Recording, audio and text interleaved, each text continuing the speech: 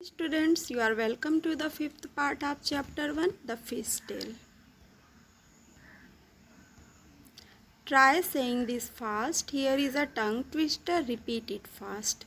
You have to read this tongue twister and say this very fast. Women's Mincar Bank. The meeting of the Mincar Bank has just begun. Fazila is the president. 20 fisher women have made their own bank. Each saves ₹25 every month and puts it in the bank. अब women's ने मिलकर एक bank बनाया है और जिसका नाम उन्होंने रखा है मिंकार बैंक. उसकी मीटिंग स्टार्ट हो गई और फैजिला प्रेसिडेंट हुई. 20 फिशर वुमेन ने अपना बैंक बनाया और हर वुमेन ने ₹25 हर मंथ इस बैंक में रखा. अब आपको बताना है how much money does the group collect each month. यह ग्रुप हर मंथ में कितना पैसा कलेक्ट करता है. Now you have to also tell how much money will be collected in 10 years. 10 years में कितनी मनी कलेक्ट होगी. So you have to solve first question. There are 20 fisher women in the women's Mincar bank and each saves ₹25 every month. So total money collected in the bank each month आपको 20 into 25 करना होगा.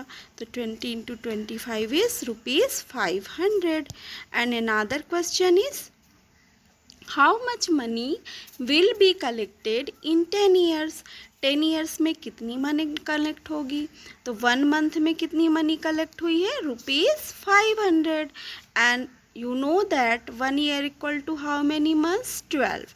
so 1 year में कितनी money collect होगी.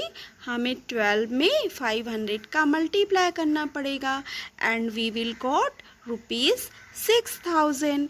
अब 1 year में हमें यह मिल गया कि कितनी मनी कलेक्ट हुई. तो हमें 10 ईयर में निकालना है कि कितनी मनी कलेक्ट होगी. तो 10 ईयर्स के लिए हमें 6000 में 10 का मल्टीप्लाई करना पड़ेगा and we will get ₹60,000. Okay, now practice time. Gracie needs money to buy a net. Jhansi and her sister want to buy a logboat, so they take a loan from their bank. They will return it with interest. अब ग्रेसी को net खरीदने के लिए money चाहिए और झांसी और उसके sister को लॉक बोट खरीदने के लिए मनी चाहिए. इसलिए उन्होंने बैंक से लोन लिया और उसे विथ इंटरेस्ट रिटर्न किया. अब you have question. First, Gracy took a loan of ₹4000 to buy a net. She paid back ₹345 every month for 1 year. How much money did she pay back to the bank. अब उसने ₹4000 net खरीदने के लिए लिया और उसे हर month में ₹345 return करने हैं. तो आपको ये बताना है कि 1 ईयर में वह कितना मनी लौट आएगी. तो अब आपको इसको सॉल्व कर सकते हो कि 1 मंथ में वह कितना मनी रिटर्न कर रही है ₹345 और 1 ईयर में कितने मंथ्स होते हैं 12. तो 1 ईयर में कितना मनी रिटर्न करेगी 12 into 345 करना पड़ेगा. So the answer is ₹4140. And next question is Jhansi and her sister took a loan of ₹21,000 to buy a logboat. They paid back a total of ₹23,520 in 1 year. How much did they paid back every month? अब हमें यह बताना है कि वह हर महीने कितना पैसा लौटाते हैं. तो पहले ये देखिए कि कितना मनी उन्होंने लोन में लिया है. उन्होंने लोन में लिया है ₹21,000 और लौटाया कितना है 23,520 1 ईयर में रिटर्न किया है. अब लास्ट क्वेश्चन में क्या करना था. 1 मंथ में वे पेड बैक कर रहे थे तो उसे हमें निकालना था कि 1 ईयर में कितना रिटर्न करेंगे। अब यहाँ पे दिया है कि 1 ईयर में इतना पेड बैक कर रहे हैं, तो हमें यह निकालना है कि हर मंथ वे कितना दे रहे हैं बैंक को। तो इसके लिए हमें 12 का इस पे डिवाइड करना पड़ेगा। So we can solve this. From the question is given that Jhansi and her sister took a loan to buy a logboat rupees 21,000 and they paid back a total in 1 year rupees 23,520. Then total amount they pay back in every month. We will divide 12 on rupees 23,520 and we will get answer rupees 1,960. Earlier women did not go on the boat to fish, but now Jhansi and some others are going on boats during the day. Things are changing now and their bank helps them. They have also got a special bus to take their baskets full of fish.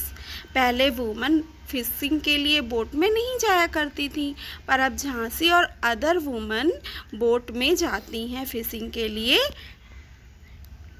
दिन में। और इस समय चीज़ें बदल रही हैं, woman को उनके बैंक हेल्प कर रहे हैं और इसके लिए एक स्पेशल बस भी आती है जो उनकी फिश से भरी हुई बास्केट को लेकर जाती है। Why don't we start a new fish drying factory? अब वुमेंस का कहना है कि हम जब ये सब काम कर ही रहे हैं तो हम एक नई फिश ड्राइंग फैक्ट्री क्यों नहीं स्टार्ट कर लेते। The women's of Minkar bank also want to start a factory of dry fish. The Panchayat has given them some land for that. Over the years, they have saved rupees 74,000. They find out how much they will need for the factory. Fazila writes the things they need to buy to begin. See the table for the cost of each item and the number of items they want to buy. Find the total cost from the table. अब मिंकार की woman क्या करना चाहती हैं, अपनी fish drawing factory start करना चाहती हैं और इसके लिए पंचायत ने उन्हें कुछ लैंड दिए और मनी के लिए उन्होंने कुछ सालों में 74,000 रुपीज़ कलेक्ट कर लिया। अब यह फैक्ट्री कैसे स्टार्ट कर सकते हैं, तो इसके लिए फैजिला ने चीज़ों की लिस्ट बनाई जो उन्हें ख़रीदना है। अब आपको टेबल देखकर उनको निकालना है कि कौन सी चीज़ कितने की आएगी और टोटल कॉस्ट कितना होगा। This is the table. यहाँ पर आपको हर आइटम की कॉस्ट लिखी हुई है और कितने आइटम्स खरीदने हैं यह लिखा हुआ है, तो आपको टोटल नंबर ऑफ कॉस्ट निकालनी है। अब फिर उन्हें ऐड करना है, तो आपको निकल जाएगा कि total cost to set up the factory. अब यहाँ एक और चीज़ दी हुई है कि when fresh fish is dried it becomes 1/3 its weight. जब फ्रेश फिश को ड्राई किया जाता है तो यह अपने वेट का 1/3 हो जाता है। तो आपको इसे सॉल्व करना है।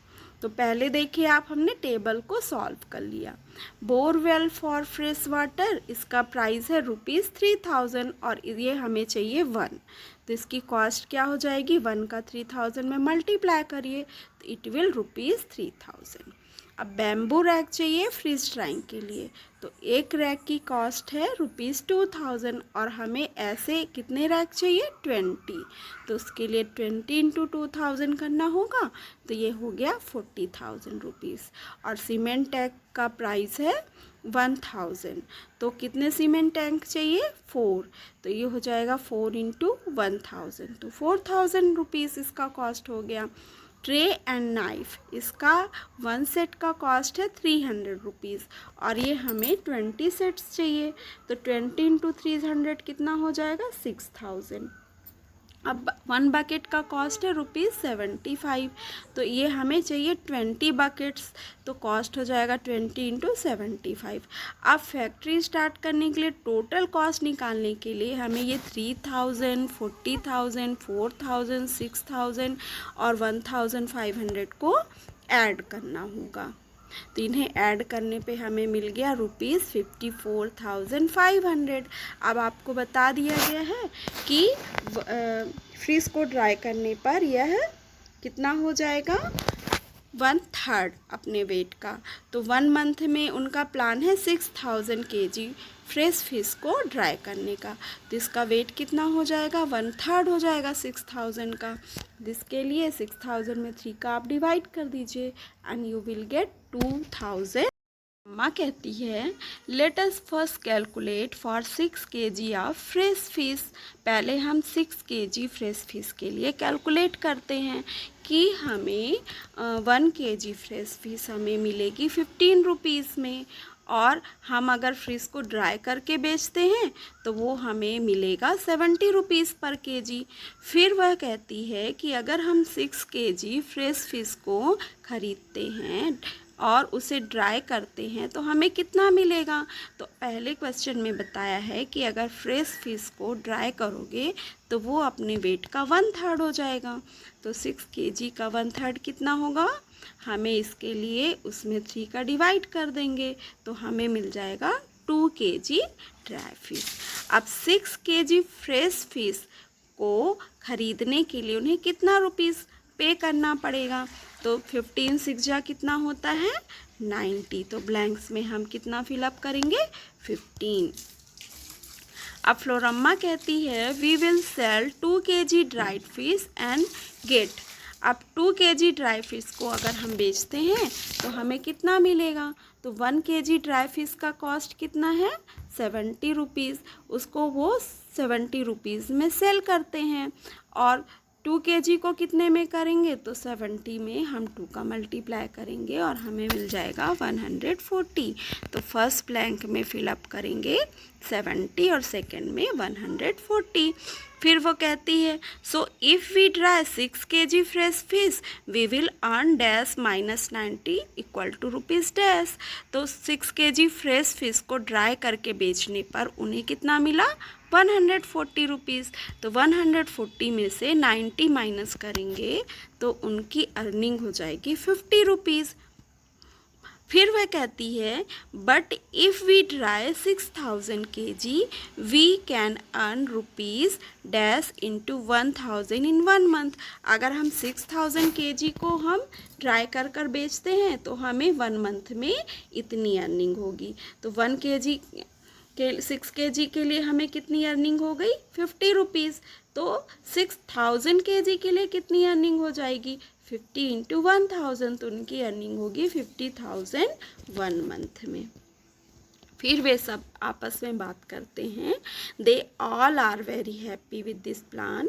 The group can make profits and each woman can get a salary for the work she does.